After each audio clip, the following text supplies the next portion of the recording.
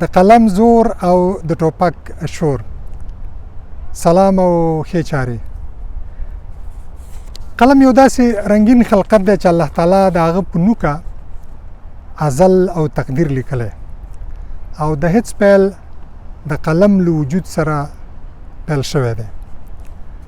همدا قلم دی چې نغمې، ولولې او هنګامې زیږوي او خوږې خوږې ترانې لیکي. قلم د تیرو پرګنو د بقا او فنا کیسې انځور کړي او انسان ته یې د هوساینې، نیکمرغۍ او عزت څلي په نښه کړي دي. قلم د پخوانیو امتونو د تمدن، اخلاقو، کامیابیو او ناکامیو انځورونه ثبت کړي او د عبرت لپاره یې د عجم آدم بچیانو ته په میراث پریښي دي. د امتونو او ولسونو عروج او زوال د دې قلم سره ګنده شوی دی. قلم د مظلومانو له کړیکو او سلګیو څخه توپانونه جوړوي او د ظالمانو دنګې دنګې ماڼۍ ړنګوي. قلم په ټولنو کې شور او زوږ رامنځته کوي او انساني شعور ته احساس او ټکان ورکوي. د قلم هره کرښه فریاد دی، انګار دی او ناره ده او د قلم هره کرښه یوه جذبه ده او د شاعر په ژبه یو جنون دی. همدا قلم دی چې د انسان په ذهن کې انقلاب راولي او د ټټر په پنجره کې بندیوان زړه له عاطفې او مینې څخه او یا هم له کرکې څخه ډکوي. قلم بشري ټولنو ته ژوند، ځان پیژندنه او د ژوند کولو لیکې سیده کوي.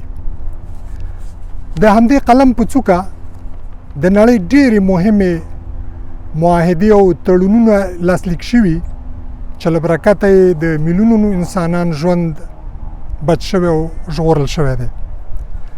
د الله تعالی په کتاب کې د طیبو او خبیثو کلمو ذکر او یادونه شوي چې هغه هم په همدې قلم لیکل کیږي او لیکل شوي دي.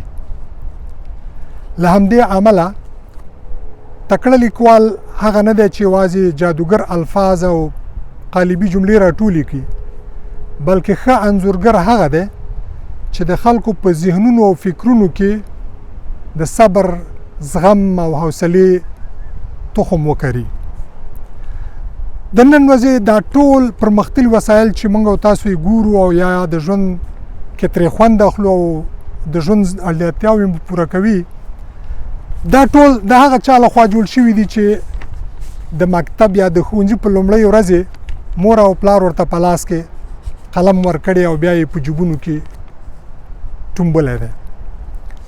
هغه چا چې د سپوږمۍ په خړې خاورې خپل بیرغ پورته کړ، په مریخ کې د اوبو ډنډونه پیدا کړل، تېره هفته یې د چین په سمندر کې 10,000 متره ښکته د حیواناتو د ژوند په اړه تحقیقات وکړل. دغه پل چې زما تر شا ګورئ 83 کاله وړاندې د سمندر په سر باندې بغیر له پایو او ستنو جوړ کړ او دغه اوس چې په زرګونو ساینسپوهان او ډاکټران لګیا دي او د کرونا د مخنیوي لپاره دوا جوړوي او شپه ورځې په ځان یوه کړې ده.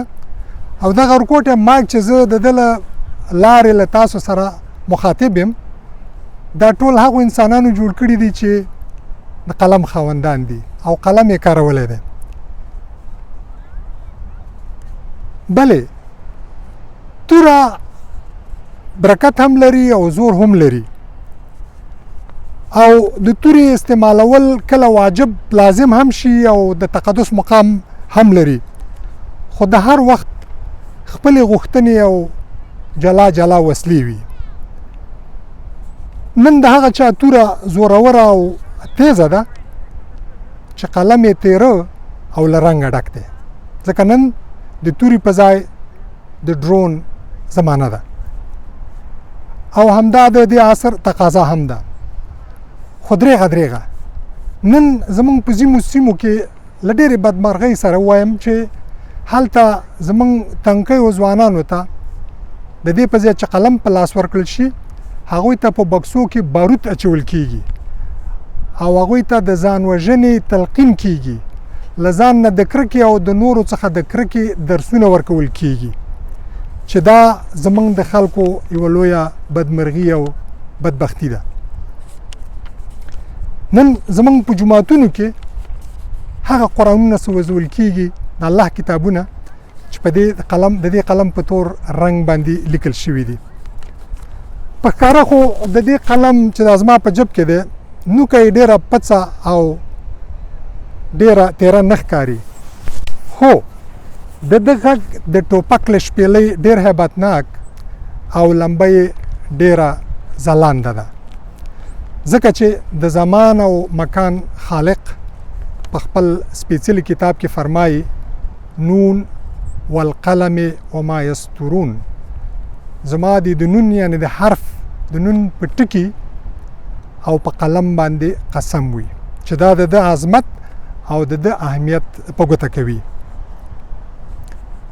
نن کوم قومونه چې د تل لپاره او په هر ځای کې او په هره وړه او غټه کې د قلم د نوکي په ځای باندې بیا بیا ټوپک او توري ته لاس اچوي، هغوی به تل خوار او زار وي او د نورو په کاروان پسې به د دوی پړی تړل شوی وي.